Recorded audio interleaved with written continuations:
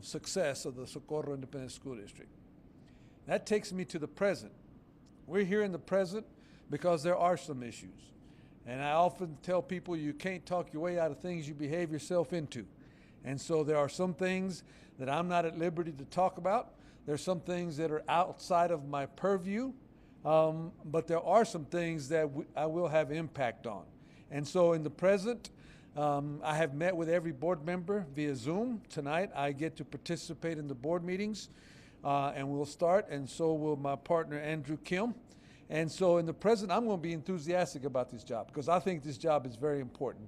And I think this job is highly necessary at this time. And I have the authority to overturn any decision the superintendent or the board makes. I'm going to try not to do that, but I only know one speed, and that's fast forward. And so there are some things that need to get handled in the immediate future. Speaking about the future, I always look to the future with hope and aspiration because I believe in the art of the possible, and I believe that we can get there. And I don't know how long it's going to take us to get to a better place, but that's part of my role, and that's how I will measure success, is how well we get to the future. I do look to the future with hope and optimism because student achievement is very hard to fix. The systems that are not working here are not that hard to fix. They're linear. They are complex, so it's not going to be easy. And I always tell everybody there's always three answers to an important question. The legal answer, is it legal? The political answer, what are the politics associated with it? And what is the practical answer? How are we going to execute the solution? So that's what I'm going to look forward to.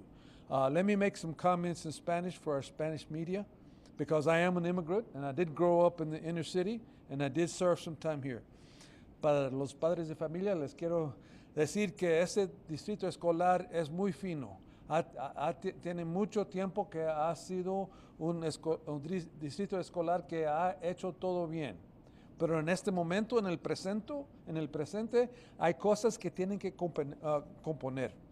Y la mesa directiva, la comunidad, los empleados, todos tienen que trabajar juntos para que los estudiantes logren en este momento.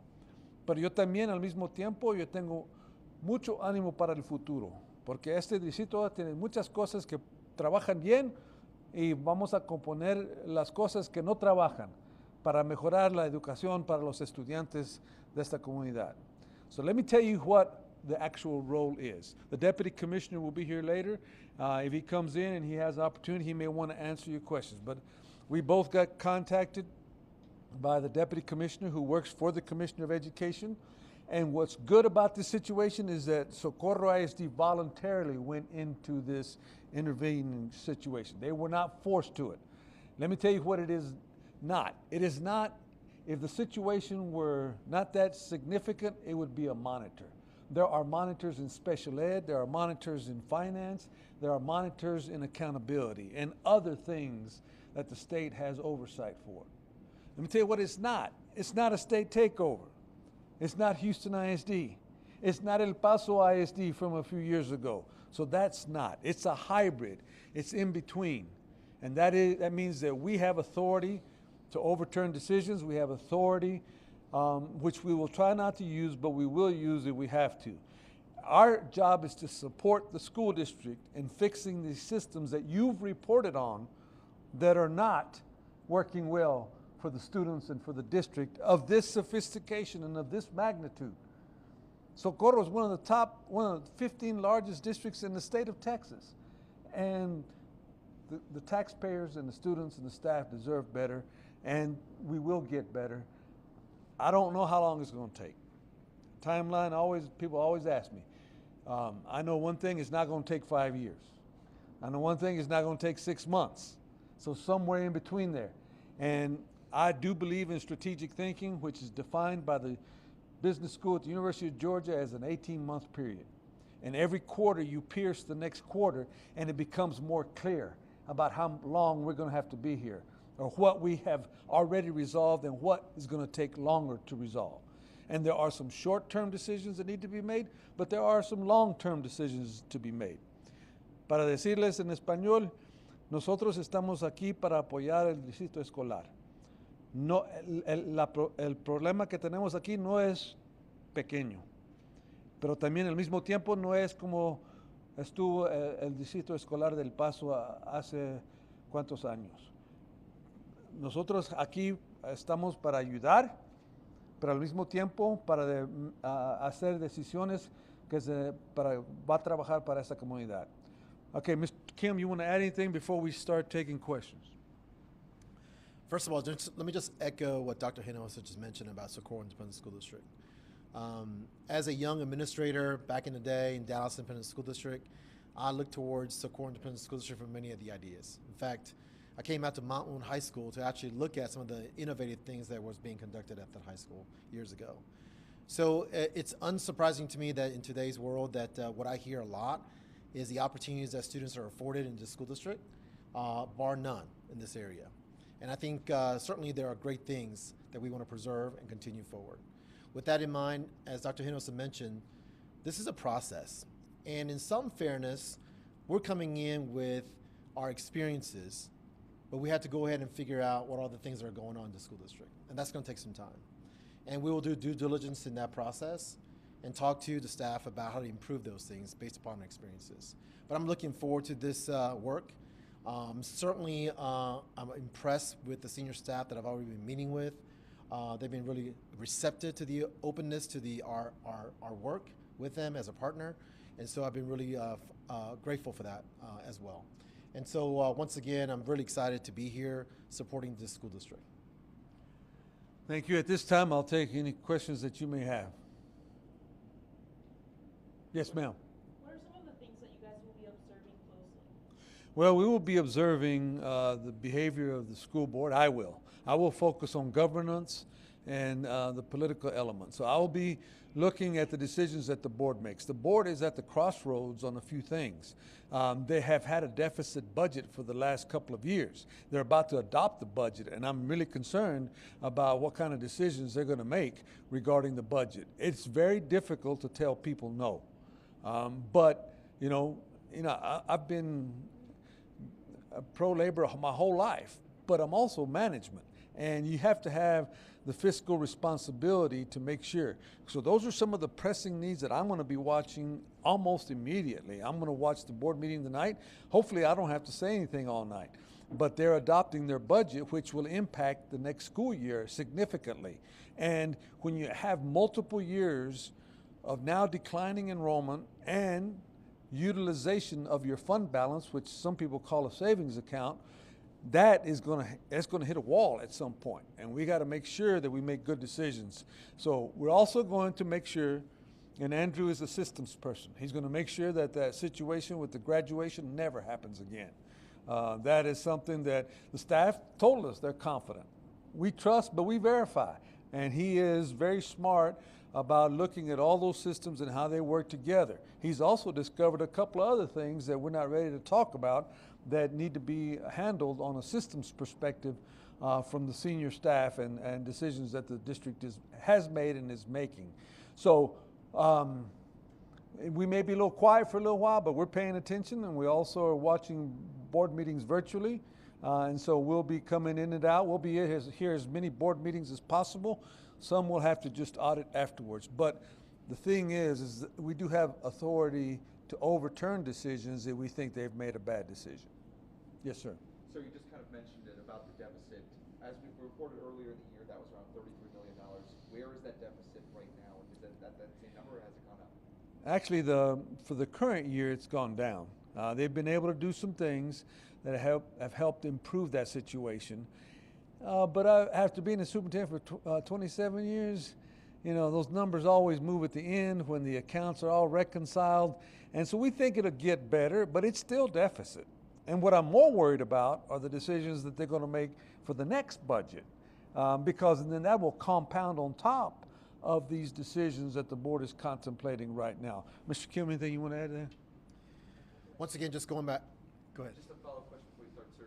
How did the deficit get to that point? If you can address that question as well. Well, that's some of the things we're going to be looking into. Once again, it's a long process. It wasn't just one decision, it's many decisions. When you look at the overall, where the budget goes to, I will tell you that in the state of Texas, an average cost, percentage-wise, 85% or so, is tied to personnel or staffing. But we also have to think about the inflationary costs. Insurance costs has gone up. Property insurance.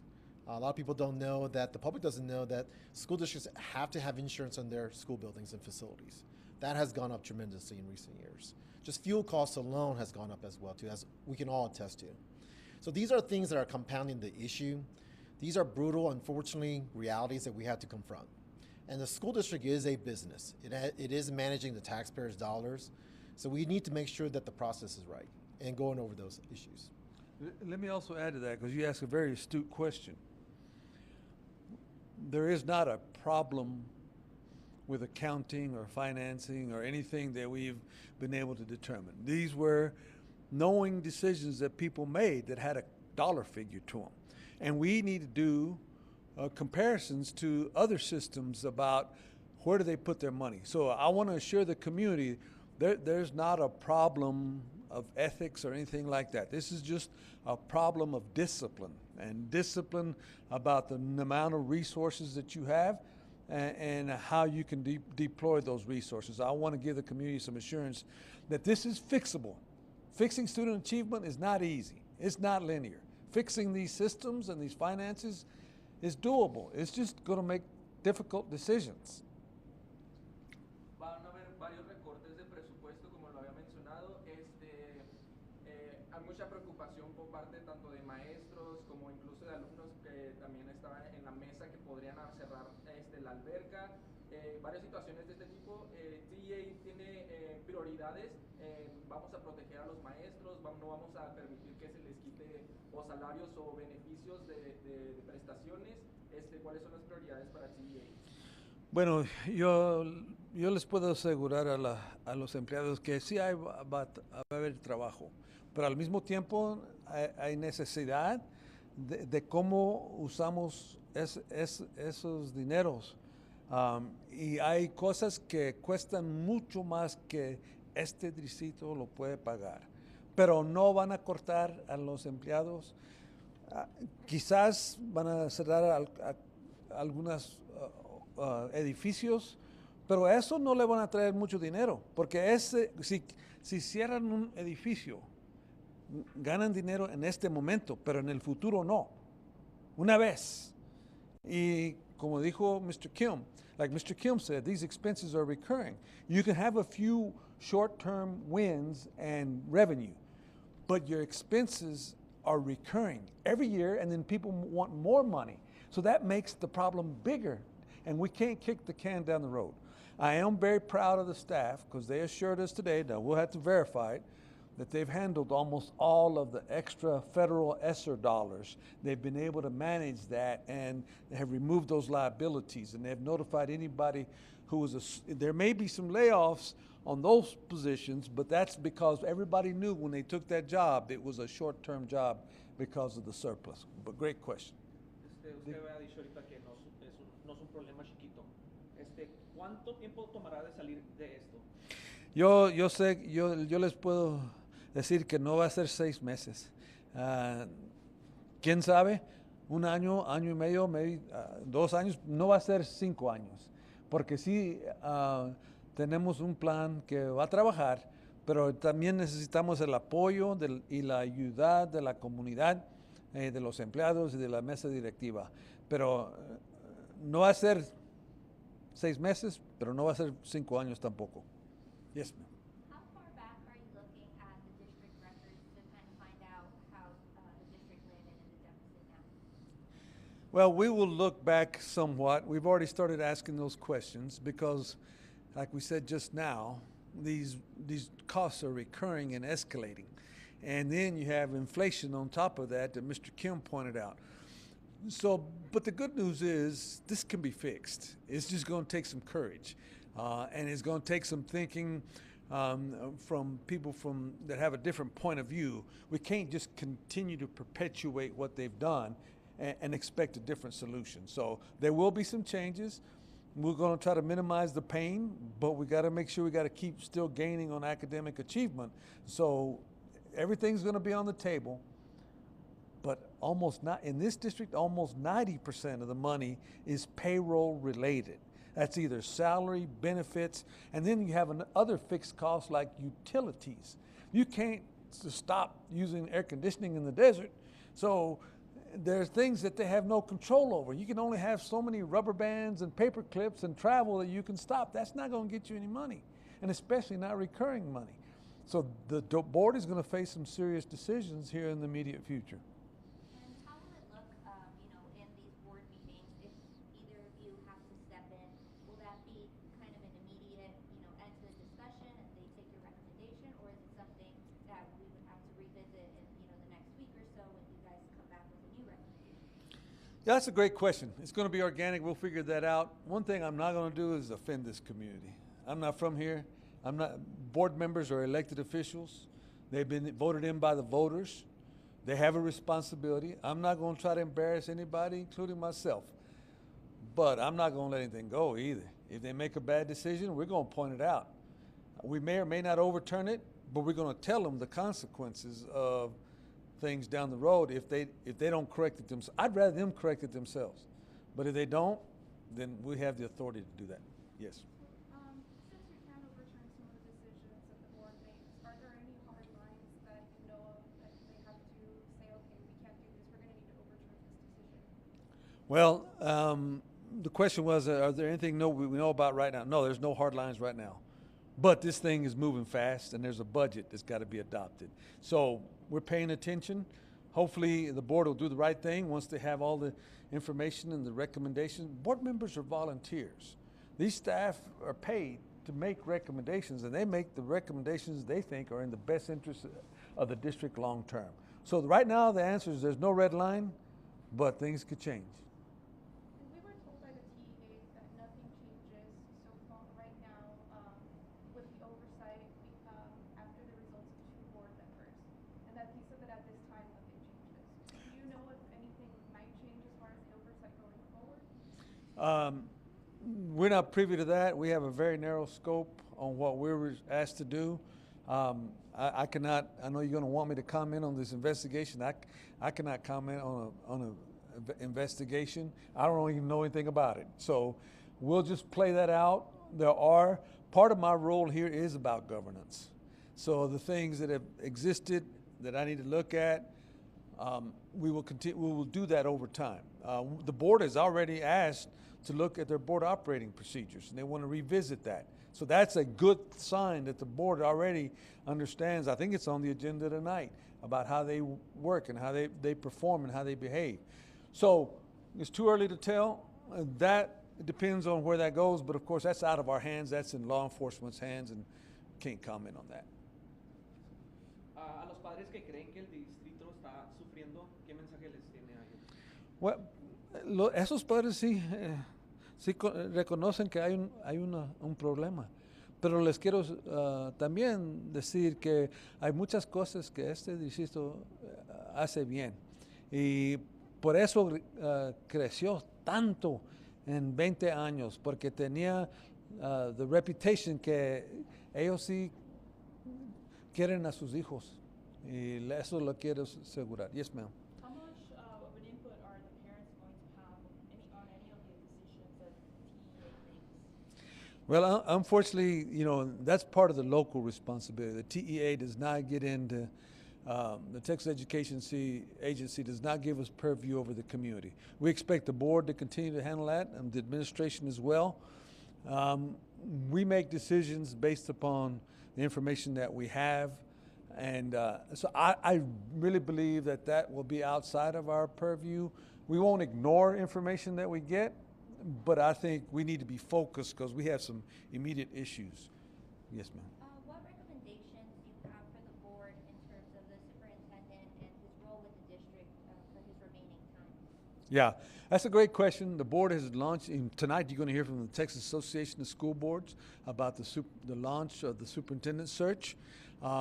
They have an outstanding interim on board right now, so I think the board is very blessed that they have a leader who knows this community and cares. The board, you're going to hear about a timeline. And but I am going to be involved. We're going to be involved in that process at the direction of the commissioner, and this is the most important decision that the school board is going to make: is who's going to be the next superintendent. And so, therefore, you'll hear about timelines tonight, and then we'll just see where that goes. But we'll be here when the new superintendent comes on board, and so hopefully it'll make it. And I think it's an attractive job, and I think we'll get some great candidates, especially since we're here and we want to help the transition, and we have a great interim superintendent, and so who has experience in this community. So I think that's the least of our worries. Let's all watch it together, and then let's see where that ends up. But I think we got an opportunity for some success here. Dígame. Yes. So seeing as Socorro, as I see right now, has a somewhat divided board on how to move forward with the budget, how do you plan to try to get the board members on the same page of what we need to do going forward? Yeah, well, democracy is ugly, but it's the best thing going. Eventually, they have to decide. We will try to coach them. It's very late in the game, but they need to make some important decisions on this budget. The budget does not have to be unanimous. It has to be a majority of the board adopts that. But we want them to own it, and we want them to understand the consequences. So, you know, I know it's very late in the game. That's the one disappointment I have, is that we're here so late in the budgeting process. But once again, we can overturn decisions if we think that there's a decision that's going to harm the district long term. So this is a bit of a long question. My newsroom did an open records request on contracts extensions that have been approved by the district, and we were sent an Excel sheet from the district about contract extensions that were not approved by the board but approved administratively. Is this something that you have looked into, that you and your team have looked into, and would you happen to be familiar with the policy on contracts and if they have to go through the board? I'm very familiar with state law. There is a provision in the Texas Education Code that the board can delegate hiring, and I had that in Dallas, that they can delegate that, but they have to do that by a written document that they delegate to the administration to make certain contractual decisions. This is the first I've heard of it. We'll take a look at it. If there's something that we need to fix there, we'll certainly do that. But thanks for surfacing it. We'll see what the situation is on that. Mr. Kimming, anything to add to that? Yes, ma'am. Maybe a couple more questions and then we'll be done. Yeah. Okay. What would happen if the board decides to not listen to something that you are all wanting to overturn? How would that work? Okay, now you're talking. I'm not allowed to speculate, but the fact that the board volunteered for this is good. That gives me hope that they're going to listen. But there are consequences if they don't. And, you know, Houston sued the state 2 or 3 times. It took 7, 8 years. But the state took over in El Paso, they took over in Beaumont, they took over in Hearn, they took over in Houston. So the state is serious. So the best way to avoid a situation like that is to work together to get the best solution. Socorro has not been used to a lot of controversy like some of the districts in El Paso County. And I think the board wants to get back to that. I know the community wants to get back to that. I know the kids want to get back to that.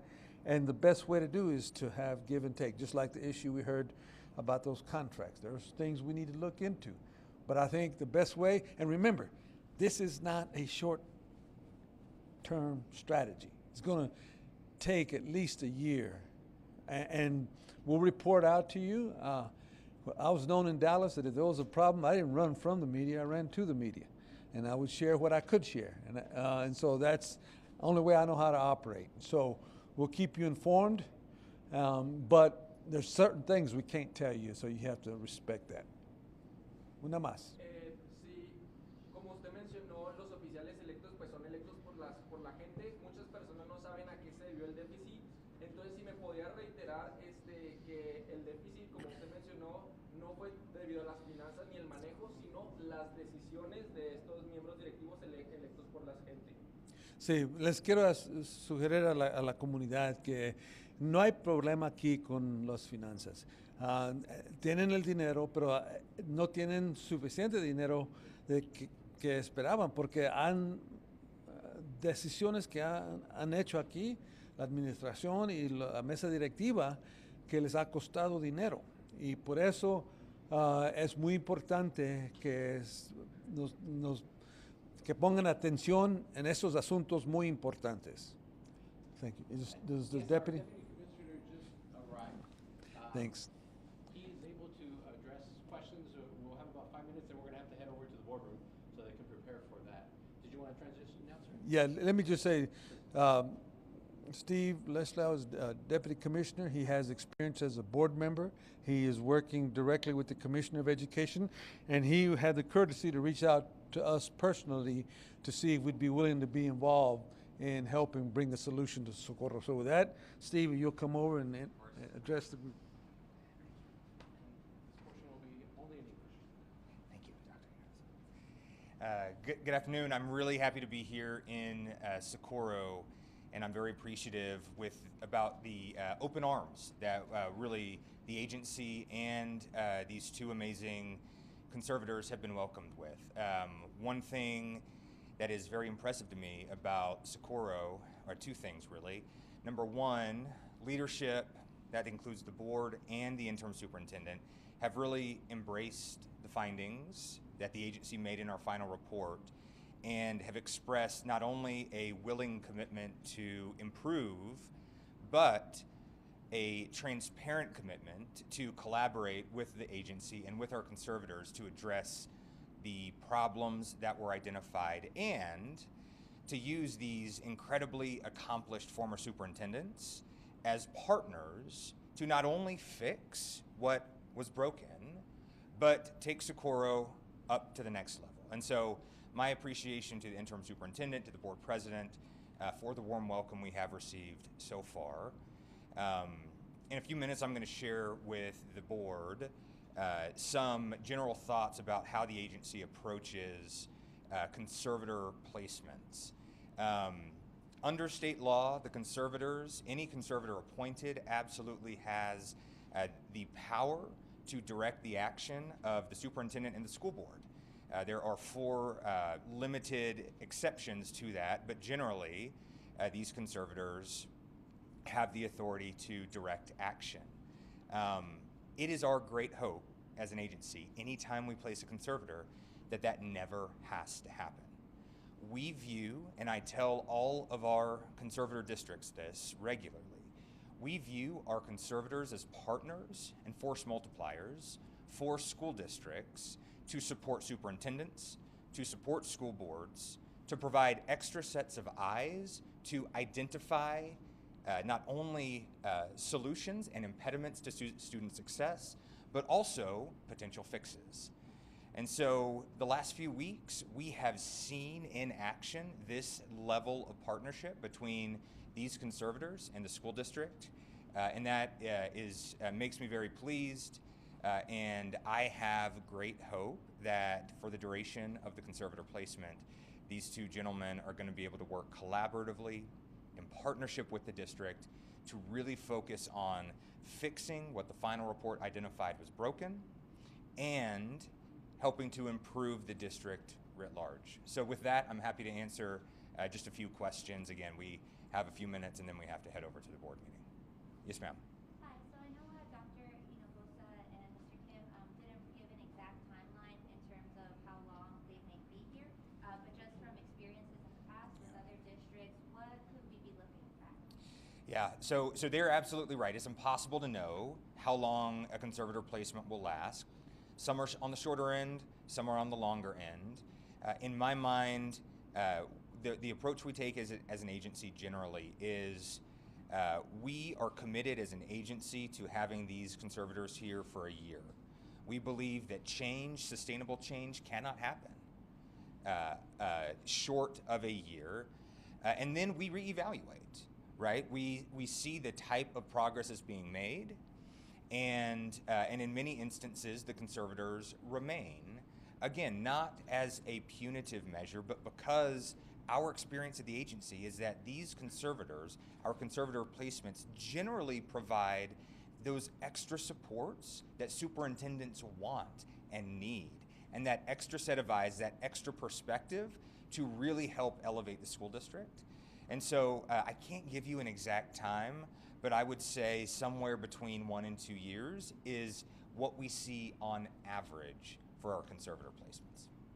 Yes? I understand Mr. also said that the conservators in the organization can't specifically discuss the events that transpired last week regarding the 2 members of the Board of Trustees, but with what happened with those 2 trustees facing charges from law enforcement, did that throw any kind of wrench into the plans of conservators? Did that change any sort of course of action in trying to help address and fix problems within SISD? Yeah, I appreciate the question. For right now, those matters are law enforcement matters, and so it would be premature for us to make any decisions or any assumptions about what transpired or what might be the response from the agency to what transpired. So I'm going to just pump the brakes on that question. We're going to go just 2 quick questions if we could. What does the takeover mean for the day-to-day operations for SISD? Well, first of all, it's not a takeover. That is the opposite of what this is. The agency is appointing 2 conservators to help assist the district, who is going to continue to be locally run. Superintendent remains, board remains, elected control, all of that. So definitely not a takeover. So that's the first part of your question. Repeat your question again. Yeah, you described it as an extra set of eyes. Yes. So can you talk a little bit about what you guys will be overseeing? Yes, so the primary purpose of the intervention is to fix the problems that were identified in the final report. That is the primary objective. But our experience is that as our conservators address those issues, inevitably new issues come up. And not only do new issues come up, but these 2 gentlemen, they have an incredible amount of experience, of success leading school districts. Mr. Kim in Comal ISD, Dr. Hinojosa in Dallas, and many, both other school districts as well. And so it would be, to me, a failure if they didn't use their great, deep, successful experiences to collaborate with the interim superintendent and eventually the newly hired superintendent to make the student experience in Socorro ISD better. And so, yes, they're going to be laser focused on fixing the issues identified in the final report, but they're also going to be collaborating with the superintendent across the breadth of the district. Last question. One more. You said it's still in investigation, the 2 board members that were arrested. I just want to confirm, are they still holding the position, and are they still allowed to vote on these decisions, and will they be present in today's meeting? I don't know the answer to many of the questions you asked. I will caveat anything that I say with kind of the same response I gave to the gentleman over here. This is a law enforcement matter. It continues to be a law enforcement matter. It would be premature for the agency to make any assumptions, take any actions based on that. But factually and legally, the answer I think you're looking for is that the agency cannot remove board members under the law.